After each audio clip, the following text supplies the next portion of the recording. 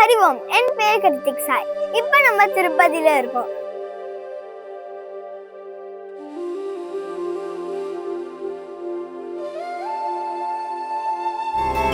கோவிந்தா ஹரி கோவிந்தா கோகுல நந்தன கோவிந்தா கோவிந்தா கிரி கோவிந்தா ஸ்ரீ வெங்கடேஷ கோவிந்தா.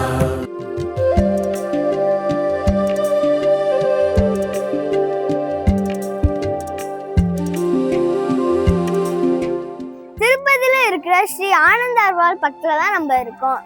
ஆனந்தாழ்வார் ஒரு சிறந்த பெருமாள் பக்தர், ராமானுஜரோட சீடரும் கூட. திருப்பதி பெருமாளோட தாடையில பச்சை கற்பூரம் சாத்துவது ஏன்னு தெரியுமா? அதான் நான் இப்ப உங்களுக்கு சொல்ல போறேன். தன்னோட கர்ப்பிணி மனைவியோட தண்ணீர் தேவையை தீர்த்த குளத்தை வெட்ட ஆரம்பிச்சார்.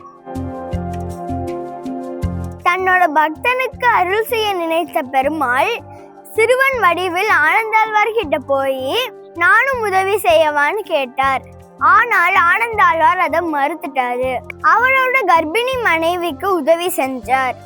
இதை பார்த்து ஆனந்தாழ்வாருக்கு பயங்கர கோபம் வந்தது. உடனே தன் கையில் இருந்த கடப்பாறையை அந்த சிறுவன் மீது தாக்கினார்.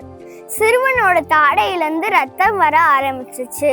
உடனே அந்த சிறுவன் மறைஞ்சிட்டான். திருப்பதி பெருமாளோட தாடையிலிருந்தும் ரத்தம் வர ஆரம்பிச்சிச்சு. ஆனந்தாழ்வார் கோவிலுக்கு போனோடனே திருப்பதி பெருமாள் தாடையிலிருந்து ரத்தம் வரதை பார்த்துட்டு வந்த சிறுவன் பெருமாள் தான் என்று மனமுருங்கி வேண்டி பச்சை கற்பூரம் எடுத்து பெருமாளோட தாடையில் வச்சார். உடனே ரத்தம் நின்றுச்சு. இதனாலதான் பெருமாளோட தாடையில பச்சை கற்பூரம் இருக்கு. இதுதான் அதோட வரலாறு.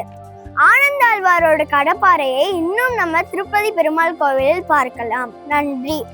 தொடர்ந்து என்னோட வீடியோஸை பார்க்கணும்னா ஸ்ரீ சாய்ஸ் பக்தி சேனலை சப்ஸ்கிரைப் பண்ணி பெல் ஐக்கானை கிளிக் பண்ணிக்கோங்க. நன்றி.